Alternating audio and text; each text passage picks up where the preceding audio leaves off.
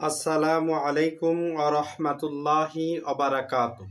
সম্মানিত দর্শক ভাই ও বোনেরা, কাছে এবং দূরে থেকে যারা আমার এই অনুষ্ঠান দেখতেছেন সকলকেই জানাই আন্তরিক মোবারকবাদ। আমি মুফতি মোহাম্মদ জহিরুল ইসলাম আপনাদের সামনে নিয়ে এসেছি আজকে স্বপ্নে যদি আমরা পিতামাতা ও অন্য কাউকে হত্যা করতে দেখি তাহলে এর কি ব্যাখ্যা হবে? এর ব্যাখ্যা কি আমাদের ভবিষ্যৎ জীবনকে খারাপের দিকে নিয়ে যাবে নাকি ভালোর দিকে নিয়ে যাবে? আসুন আমরা জেনে নেই আল্লামা মুহাম্মদ ইবনে সিরিন রহমাতুল্লাহি আলাইহির কিতাব থেকে। আল্লামা মুহাম্মদ ইবনে সিরিন রহমাতুল্লাহি আলাই বলেন, স্বপ্নে পিতামাতা অথবা পিতাকে জবাই করতে দেখলে স্বপ্নদ্রষ্টা তাদের অবাধ্য ও সীমালঙ্ঘনকারী হবে।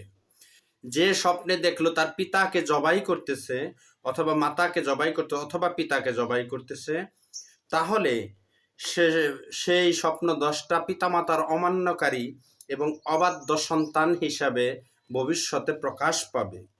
তার উচিত অচিরেই আল্লাহ তাআলার কাছে তওবা করা এবং পিতামাতার অবাধ্যতা থেকে নিজেকে মুক্ত রাখা। কোনো মহিলাকে জবাই করতে দেখলে, এমন কোনো মহিলা যে সাধারণ একটা মহিলাকে জবাই করতে দেখলো, স্বপ্নদ্রষ্টা তার সঙ্গে মিলিত হবে। তদরূপে যদি কোনো মন্দ প্রাণী জবাই করতে দেখে তাহলে সে কোনো মহিলার সঙ্গে ব্যভিচার করবে। যদি কোনো মন্দ প্রাণী জবাই করতে দেখে যেগুলো ভালো না, যেরকম কুকুর, শূকর, শিয়াল, এই ধরনের প্রাণী যদি জবাই করতে দেখে তাহলে সে মহিলার সঙ্গে ব্যভিচারী করবে এবং কুমারিত্ব নষ্ট করবে, মহিলার কুমারিত্ব নষ্ট করবে। কোনো নর প্রাণীকে পিছন দিক থেকে জবাই করতে দেখলে, যদি কেউ কোনো নর প্রাণীকে পিছন দিক থেকে জবাই করতে দেখে তাহলে সে সমকামিতায় লিপ্ত হবে। যদি দেখে সে শিশু বাচ্চাকে জবাই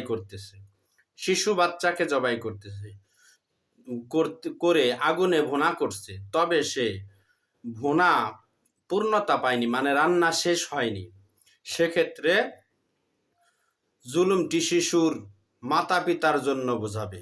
যে স্বপ্নদ্রষ্টা এই শিশুর মাতা পিতা, যে শিশুকে জবাই করেছে তার মাতা পিতার উপর জুলুম করবে।